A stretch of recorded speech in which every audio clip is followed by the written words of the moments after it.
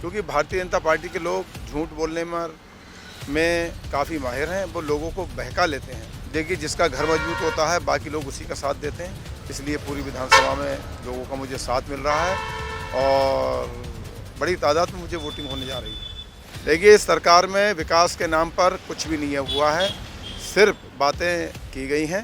पिताजी कहन में हम हैं नाथ नगरी बरेली में, जहां हमारे साथ है सरदार खां। ये कांग्रेस से प्रत्याशी है और इनकी खासियत है, जो नाम है वही इनका लगभग काम है। सरदार है, एक खास तरह के वोटर्स के लिए आप प्रभावित करते हैं।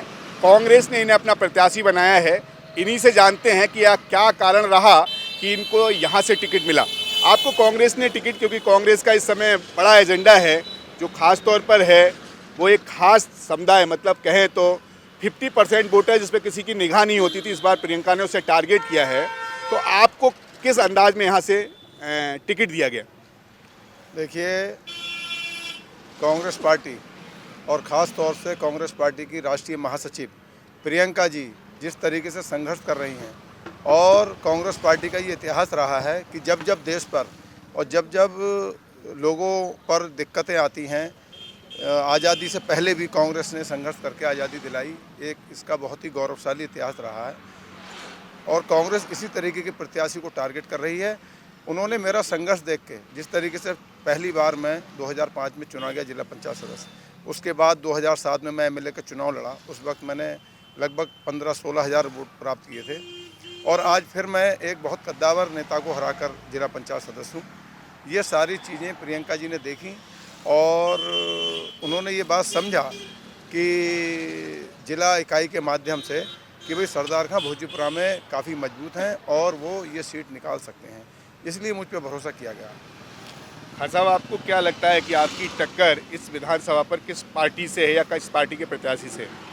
हमारी लड़ाई जो होनी है भारतीय जनता पार्टी के प्रत्याशी से होनी है, क्योंकि भारतीय जनता पार्टी के लोग झूठ बोलने में काफ़ी माहिर हैं। वो लोगों को बहका लेते हैं।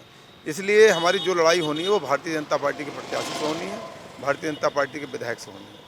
भोजपुरा सीट पे भारतीय जनता पार्टी का दबदबा काफ़ी दिनों से रहा है, तो आप ऐसा क्या मुद्दा लेके गए जिससे आपको लगता है कि इस बार आप जीत सकते हैं?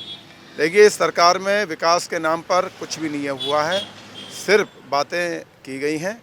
यहाँ पर जो रोडें हैं वो बहुत ज़्यादा ख़राब हैं और आज़ादी के बाद से आज तक यहाँ पर किसी विश्वविद्यालय का निर्माण नहीं हुआ है। हमारी बिलवा में सरकार की लगभग सैकड़ों एकड़ ज़मीन है। पंतनगर यूनिवर्सिटी की तरह मैं चाहता हूँ कि अगर जनता मुझे चुनती है और हमारी पार्टी की सरकार बनती है या हमें सरकार में शामिल होने का मौका मिलता है, तो मैं सरकार से ये कोशिश करूंगा कि यहाँ पर एक विश्वविद्यालय का निर्माण किया जा सके ताकि हमारे बच्चों को कंप्लीट शिक्षा यहाँ से प्राप्त हो सके। हाँ साहब, आपको लगता है कि आपकी जीत सुनिश्चित है? जी बिल्कुल सुनिश्चित है। प्रियंका जी में जिस तरीके से लोगों का, जैसे आपने अभी कहा कि 50% आबादी, जिस तरीके से महिलाओं के लिए प्रियंका जी ने संघर्ष किया है, हर जगह जहाँ जहाँ सरकार का उत्पीड़न हुआ वहाँ पर प्रियंका जी पहुँची। पूरी हुकूमत लग गई, केंद्र और प्रदेश की सरकार, लेकिन प्रियंका जी को रोक नहीं पाई। प्रियंका जी के ये संघर्ष देखकर लोग मुझ में आस्था जताएंगे और बाकी लोकल स्तर पर मैं लोगों से जुड़ा हूँ और मैं अपने स्तर पर जो काम करता हूँ सबके भरोसे मुझे लगता है कि जनता मुझे चुनेगी और विधायक बनाएगी। सर खान साहब, आप ये बताइए कि जो आपको लगता है जीत का कोई, क्योंकि उत्तर प्रदेश में जब भी विधानसभा चुनाव होता है तो यहाँ धर्म और जाति समीकरण काफ़ी मायने रखते हैं, आपको क्या लगता है? हाँ, धर्म जाति समीकरण मायने रखते हैं, तो उसमें हमारी बिरादरी का लगभग 45,000 वोट है, उसमें भी मैं कहीं पीछे नहीं हूँ। और आज़ादी के बाद से पहली बार हमारी मेब बिरादरी को कांग्रेस ने ये सम्मान दिया है टिकट देकर। हमारी भागीदारी होने जा रही है, ये बात हमारे लोगों में मैसेज जा चुका है और उसके साथ साथ बाकी सारे लोग हमारे साथ हैं।